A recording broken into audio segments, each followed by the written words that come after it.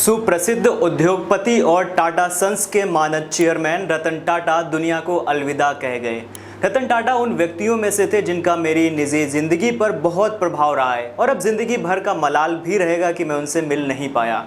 टाटा को एक बेहतरीन और वैश्विक ब्रांड बनाने में उनका योगदान भुलाया नहीं जा सकता है। हालांकि रतन टाटा सिर्फ एक अरबपति नहीं बल्कि एक ऐसे व्यक्ति थे जिन्होंने टाटा समूह के साथ इस देश और यहाँ के करोड़ों लोगों के लिए बहुत कुछ किया है। यही कारण है कि रतन टाटा के निधन से हर कोई दुखी है, शोक मना रहा है। उन्हें संयमित जीवन शैली और टाटा ट्रस्ट के माध्यम से परोपकारी कार्यों के प्रति गहरी प्रतिबद्धता के लिए भी जाना जाता है। जैसा कि हम सभी को पता है कि रतन टाटा अविवाहित थे, उनकी कोई शादी नहीं हुई थी, इसीलिए उनकी कोई संतान भी नहीं है। तो अब उनके जाने के बाद ये सवाल उठ रहा है, सुर्खियों में है कि उनका उत्तराधिकारी कौन होगा। करीब 3800 करोड़ रुपए की नेटवर्थ का मालिक कौन बनेगा। इस वीडियो में हम इस बारे में बातचीत करेंगे और समझने की कोशिश करेंगे कि इस बड़े अंपायर का उत्तराधिकारी कौन बनेगा। नमस्कार एंड वेलकम, मैं हूं अभिराज और आप देखना शुरू कर चुके हैं राइजिंग भारत।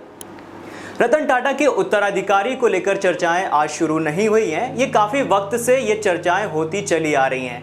टाटा परिवार में एन चंद्रशेखर टाटा सन्स के 2017 से चेयरमैन हैं। उनके अलावा टाटा ग्रुप की अलग अलग कंपनियों में से बहुत से ऐसे लोग हैं जो भविष्य में टाटा समूह में अलग अलग जिम्मेदारी निभाते हुए नजर आ सकते हैं। अब यहाँ पर कुछ मुख्य दावेदार हैं जिनको भविष्य में ये जिम्मेदारी दी जा सकती है। चलिए अब थोड़ा सा उनके बारे में जान लेते हैं। सबसे पहले हम बात करेंगे नोएल टाटा की।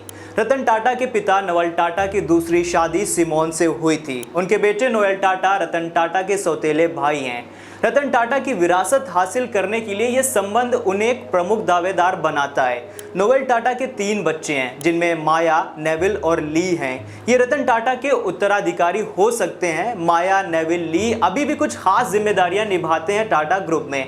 चलिए अब यहाँ पर एक एक करके इनके बारे में जानते हैं। इनकी एजुकेशन क्या है और क्या करते हैं ये लोग। सबसे पहले हम यहाँ पर बात करेंगे माया टाटा की। माया टाटा 34 साल की हैं और टाटा समूह में लगातार प्रगति कर रही हैं। बेस बिजनेस स्कूल और वारवरिक यूनिवर्सिटी से शिक्षा हासिल करने के बाद माया टाटा ने टाटा अपॉर्चुनिटीज फंड और टाटा डिजिटल में कई इंपॉर्टेंट पदों पर काम किया है। इस दौरान माया के रणनीतिक कौशल और दूरदर्शिता ने टाटा नियो ऐप को लॉन्च करने में महत्वपूर्ण भूमिका निभाई थी। अब हम यहाँ पर बात करेंगे नेविल टाटा की। देखिए, नेविल टाटा की उम्र 32 साल है और वो अपने पारिवारिक बिजनेस को नई ऊंचाइयां देने में अभी फिलहाल तो व्यस्त हैं। नेविल टाटा ने टोयोटा किर्लोस्कर समूह की मानसी किर्लोस्कर से शादी की है और वो ट्रेंट लिमिटेड की प्रमुख हाइपर मार्केट चेन स्टार बाजार के प्रमुख हैं। ली टाटा। नोएल टाटा की सबसे बड़ी बेटी ली टाटा 39 ईयर्स की हैं। वो टाटा समूह के हॉस्पिटैलिटी सेक्टर में अपनी स्पेशलिटी साबित कर रही हैं। स्पेन के IE बिजनेस स्कूल में पढ़ी लिया ने ताज होटल, रिजॉर्ट्स और पैलेसेस में इंपॉर्टेंट योगदान दिया है और पिछले 10 सालों से वो होटल इंडस्ट्री से जुड़ी हैं। माया, नेविल और लीह को टाटा मेडिकल सेंटर ट्रस्ट का ट्रस्टी भी बनाया गया है। पहली बार टाटा समूह से जुड़ी किसी परोपकारी संस्था में युवाओं को जोड़ा गया है। अब यहाँ पर ये जो उत्तराधिकारी से जुड़े इतने ज्यादा सवाल उठ रहे हैं, तो मुझे ऐसा लगता है कि रतन टाटा सिर्फ टाटा समूह की बिजनेस स्ट्रेटेजी का ही मार्गदर्शन नहीं करते थे बल्कि ग्रुप की परोपकारी पहलों से भी बेहद करीब से वो जुड़े थे। ऐसे में उत्तराधिकारी को लेकर ये बुनियादी सवाल है कि क्या वो टाटा समूह में नवाचार, उसका सामाजिक प्रभाव और अखंडता को बनाए रखने के लिए वो जिम्मेदारी उठाने के काबिल हैं भी या नहीं है। फिलहाल आज के लिए वीडियो में इतना ही। आप इसके बारे में क्या सोचते हैं? आपको क्या लगता है कि इस बड़े अंपायर का उत्तराधिकारी कौन बनेगा? कमेंट सेक्शन में लिख करके जरूर बताइएगा। फिलहाल आज के लिए इतना ही। फ्यूचर अपडेट्स के लिए सब्सक्राइब कर लीजिए राइजिंग भारत को। मिलते हैं नेक्स्ट वीडियो में, तब तक के लिए शुक्रिया, अलविदा।